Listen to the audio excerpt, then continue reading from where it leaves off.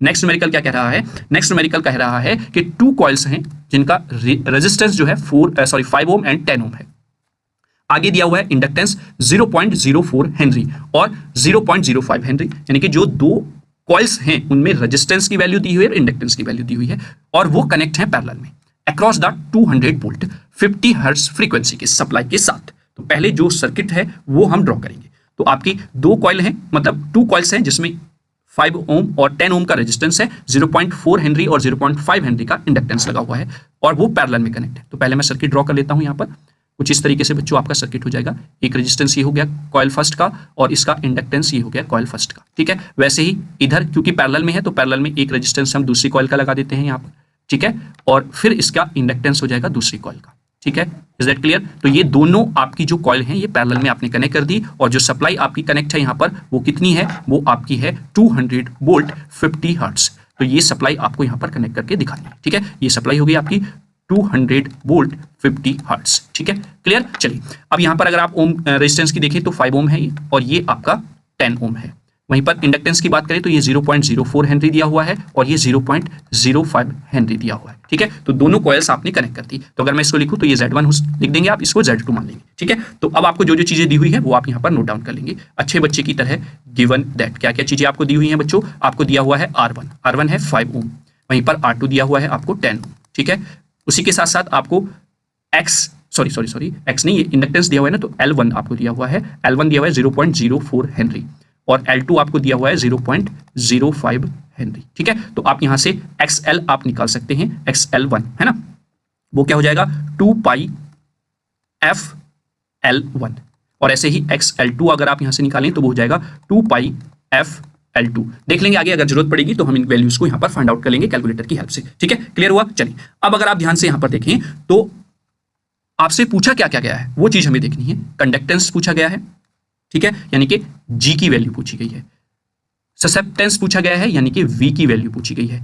Admittance पूछा गया है, यानी आपसे Y की वैल्यू पूछी गई है। ठीक है, ऑफ ईच कॉइल, हर एक कॉइल का, तो G1 G2 V1 V2 Y1 Y2 आपसे पूछना है। वहीं पर total current drawn by the circuit and it's power factor, total current I भी पूछा है, पावर फैक्टर भी पूछा है, और कितनी पावर एब्जॉर्ब हो रही है सर्किट में ये भी पूछा है। तो 1 बाय 1 हम सारी चीजें अभी फाइंड आउट करने वाले हैं। तो सबसे पहले हम फाइंड आउट कर लेते हैं यहां पर, क्या फाइंड आउट करते हैं? कंडक्टेंस। कंडक्टेंस के लिए आपका फॉर्मूला आपको पता है, तो मैं यहां पर सारे फॉर्मूलेज ये लिख देता हूं जो जो आपको यहां पर फाइंड आउट करना है। तो कंडक्टेंस का फॉर्मूला अगर आप देखें तो कंडक्टेंस का फॉर्मूला होता है बेटा G इक्वल्स टू, G से हम इंडिकेट करते हैं R अपॉन Z का स्क्वायर। ठीक है, वहीं पर ससेप्टेंस का फॉर्मूला जो होता है वो होता है बेटा V equals to X L upon, यानी कि इसके मैग्नीट्यूड की फॉर्म में रहेगा Z का स्क्वायर, इसका मैग्नीट्यूड यहां पर ये हो जाएगा V की वैल्यू, और एडमिटेंस जो होता है वो y equals to 1 upon z होता है। ठीक है, तो अब अगर आप ध्यान से देखें तो सबसे पहले हमें यहां पर z की वैल्यू फाइंड आउट करनी होगी, तभी आप y निकाल सकते हैं, तभी आप g निकाल सकते हैं, और तभी आप v भी निकाल सकते हैं। तो आप सबसे पहले z की वैल्यू यहां पर फाइंड आउट करें। ठीक है, तो लिखेंगे यहां पर वी नो दैट, हमें पता है यहाँ पर जो ये कॉइल फैली है, पहली कॉइल जो है उसका जो इंपेडेंस है Z1 और दूसरी कॉइल Z2, वो क्या है? Z1 इक्वल्स टू यहाँ पर है आपका R1 प्लस JXL, है ना। वैल्यू आप यहाँ पर पुट करेंगे तो यहाँ पर हो जाएगा R1 की वैल्यू आपको दी हुई है 5 प्लस J। अच्छा, XL यहाँ पर आप निकाल लेंगे, XL 1 होगा पहले के लिए, है ना। तो जब आप वैल्यू पुट करेंगे, और इसको मतलब इसमें तो कैलकुलेटर से कैलकुलेट ही करना है, मैं डायरेक्ट यहाँ पर वैल्यू लिख देता हूँ 12.56। ठीक है, और साथ ही साथ इसकी पोलर फॉर्म भी आप लिख लीजिए क्योंकि आपको मैग्नीट्यूड की आगे नीड होगी। तो ये आ जाएगा 13.51, एंगल हो जाएगा 68.29। कैलकुलेटर से कैलकुलेट करके देखें, सारी वैल्यू खुद फाइंड आउट करें। ठीक है, रटनी नहीं है चीजें, क्योंकि अगर वैल्यू चेंज हो जाएंगी तो आप कैसे कर पाएंगे अगर आपने वैल्यूज रटी हुई है ना। वैसे ही R2 हो जाएगा Z2 R2 प्लस JXL2। जब आप इसमें वैल्यूज पुट कर देंगे तो यहाँ पर हो जाएगा 10 प्लस JXL2 की वैल्यू आ जाएगी 15.57। ठीक है, और ये तो आपकी रेक्टेंगुलर फॉर्म हो गई है, पोलर फॉर्म हो जाएगी इसकी 18.61, एंगल हो जाएगा आपका 57.50। ठीक है, 57.50, ये भी ओम है और ये भी ओम में रहेगा। ठीक है, तो ये वैल्यूज आपकी आ जाती हैं Z1 और Z2 की। ठीक है, तो अब आप Y1 निकाल सकते हैं, Y2 निकाल सकते हैं। तो 10, पहले हम यहाँ पर इसका एडमिटेंस ही फाइंड आउट कर लेते हैं ना, 10 Y1 is equal to 1 upon Z1। ठीक है, अब अपॉन है तो कौन सी वैल्यू रखेंगे? देखिए, इसीलिए मैंने पोलर में कन्वर्ट कराया था, है ना। तो 1/, ये कॉन्सेप्ट आपको ध्यान में रख के चलना है बेटा कि अगर आप डिवाइड करेंगे तो आपको पोलर फॉर्म में वैल्यू को रखना होता है, ठीक है। तो जब आप इसको सॉल्व आउट कर लेंगे, डिवाइड करेंगे 1 को 13.51 से, देन यू गेट 0.74 और एंगल आपका ऊपर जाकर माइनस में हो जाएगा 68.29 डिग्री, ठीक है। तो ये आपका सीमेंस इसकी यूनिट हो जाएगी। तो ये y1 की वैल्यू हो गई। ऐसे ही जब आप y2 निकालेंगे 1/Z2 और जब आप पोलर फॉर्म से डिवाइड करेंगे Z2 के, then you get final answer 0.0537 और एंगल हो जाएगा यहाँ पर माइनस के 57.5 क्योंकि ये ऊपर जाएगा और इसकी यूनिट भी सीमेंस है, तो यहाँ पर S लिख देंगे। तो यानी कि एडमिटेंस जो था वो तो आपने फाइंड आउट कर लिया है, ठीक है। आई होप यहाँ तक आपको कोई प्रॉब्लम नहीं हुई होगी। कैलकुलेशन जो है वो मैं डायरेक्टली इसलिए लिख रहा हूँ कि ताकि वीडियो ज्यादा लेंदी ना हो और खुद से भी आप प्रैक्टिस करें, अदरवाइज आप पेन कॉपी नहीं उठाते हैं जहां तक मैं एनालाइज करता हूँ चीजों को, ठीक है।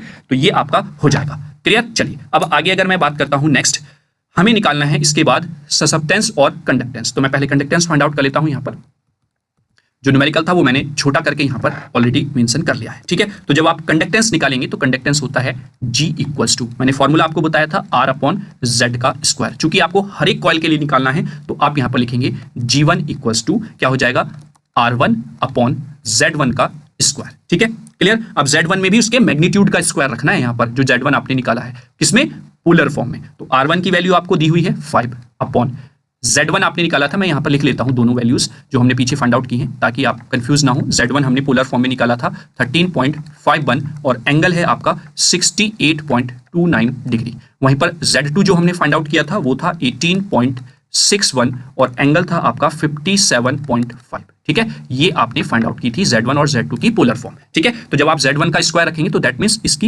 एम्पलीट्यूड का स्क्वायर आपको करना है 13.51 का स्क्वायर और जब आप इसको कैलकुलेटर से सॉल्व करेंगे देन यू गेट 0.0274 सीमेंस इसकी यूनिट हो जाएगी। वैसे ही आप G2 फाइंड आउट करेंगे, G2 भी हो जाएगा आपका R2/Z2 का होल स्क्वायर। R2 की वैल्यू दी हुई है 10, Z2 की वैल्यू है 18.61 का होल स्क्वायर और वो इक्वल टू क्या होने वाला है, वो इक्वल टू हो जाएगा 0.0288 सीमेंस। तो ये आपने वैल्यू फाइंड आउट कर ली है कंडक्टेंस की, ठीक है। अब हम फाइंड आउट करेंगे ससेप्टेंस की।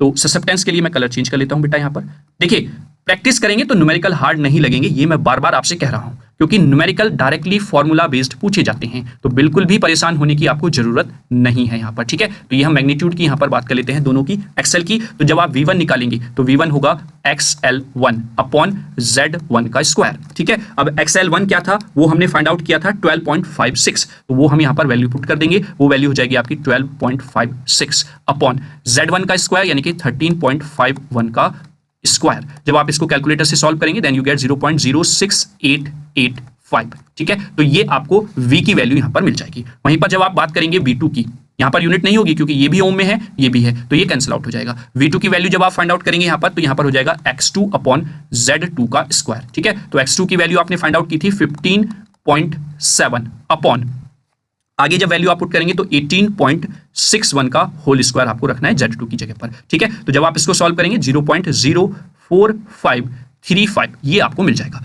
तो आपने पहला वाला जो टर्म था उसकी तीनों चीजें आपने निकाल दी हैं, कंडक्टेंस, ससेप्टेंस और एडमिटेंस। दोनों कॉइल्स के लिए सेपरेटली आपने वैल्यूज फाइंड आउट कर दी, ठीक है क्लियर। अब आपसे पूछा है नेक्स्ट टोटल करंट, यानी कि जो टोटल करंट सर्किट में बह रही है, फ्लो हो रही है, वो पूछा गया है। तो उसके लिए वी नो दैट हम क्या जानते हैं, करंट क्या होती है, current I equals to V upon, यानी कि लोड रहेगा तो that means I equals to V upon Z आपको रखना पड़ेगा। अब पूरे सर्किट में पूछा है, सेपरेटली कॉइल की बात नहीं कर रहा है, वो पूरे सर्किट की बात कर रहा है, तो आपको यहां पर Z निकालना होगा। और चूंकि दोनों Z1 यहां पर ऐसे जो लगे हुए हैं दोनों कॉइल्स और Z2 जो ये दूसरी कॉइल है, ये दोनों पैरेलल में कनेक्ट है मेरे बेटो, है ना। तो पैरेलल में कनेक्ट है तो यानी Z1 Z2 जो है वो पैरेलल में है, तो इनका पैरेलल कॉम्बिनेशन से आपको रिजल्टेंट इंडक्टेंस निकालना होगा। तो वो क्या हो जाएगा Z1 पैरेलल टू Z2, है ना। और ये क्या होता है Z1 Z2 upon Z1 plus Z2। Parallel वाले जो कॉम्बिनेशन होता है उसमें से आपको उसका एक जो कहते हैं ना इक्विवेलेंट रेजिस्टेंस निकालने का फॉर्मूला पता ही होगा, क्या होता है 1/Z1 प्लस 1/Z2 आपको रखना होता है। एलसीएम लेंगे Z1 Z2 तो ये आपका ऊपर जाकर मल्टीप्लाई हो जाएगा और ये 1 में रहता है तो उसको आप उल्टा कर देंगे, ठीक है। तो Z1 Z2 upon Z1 plus Z2 आपको देखने को मिल जाएगा, ठीक है। अब सारी वैल्यूज आप यहाँ पर पुट कर दीजिए। Z इक्वल्स टू Z1 की वैल्यू क्या है 13.51 इंटू 68.29 डिग्री इंटू 18.61 और ये एंगल हो जाएगा यहाँ पर 57.5 डिग्री। अपॉन, जब आप प्लस करते हैं तो वहां पर आपको पोलर फॉर्म नहीं रखनी होती है, रेक्टेंगुलर फॉर्म रखनी होती है, और जब रेक्टेंगुलर का सम आप करेंगे तो ये हो जाएगा 15 प्लस j 28.26, तो ये आपको यहां पर मिल जाएगा। ठीक है, तो आपको ये वैल्यूज पुट करने के बाद अब इसको आप पोलर में कन्वर्ट कर लेंगे। पोलर में कन्वर्ट करने के बाद ऊपर की टर्म की मल्टीप्लाई कर लेंगे। मल्टीप्लाई करने के बाद जो वैल्यूज आपको मिलेंगी, देखिए मल्टीप्लाई जब करते हैं तो एंगल ऐड होते हैं, एम्पलीट्यूड की मल्टीप्लाई हो जाएगी। चलिए मैं यहां पर लिख देता हूं एक स्टेप में, यहां पर आएगा आपका 251.42 और एंगल्स जो है वो मल्टीप्लाई में ऐड हो जाएंगे, है ना, ये हो जाएगा 125.79 डिग्री अपॉन, इसको आप कन्वर्ट करेंगे पोलर फॉर्म में तो वो हो जाएगा 31.99, एंगल हो जाएगा 62.04 डिग्री। जब आप इसको सॉल्व आउट कर लेंगे तो z की वैल्यू आपको मिलेगी यहां पर 7.85 और एंगल मिलेगा 63.75 ओम। ठीक है, ये आपको यहां पर वैल्यू मिल जाएगी z की।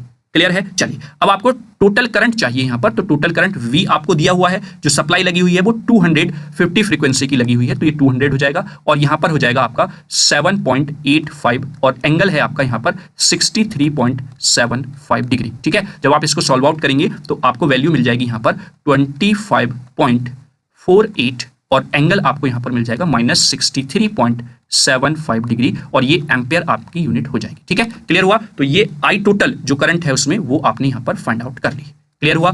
तो ये आपका सेकंड पार्ट का जो पहला पार्ट उसने पूछा था वो आपने फाइंड आउट कर लिया है। आगे पूछा है पावर फैक्टर। पावर फैक्टर क्या होता है? पावर फैक्टर होता है cos फाई, है ना, तो पावर फैक्टर cos फाई।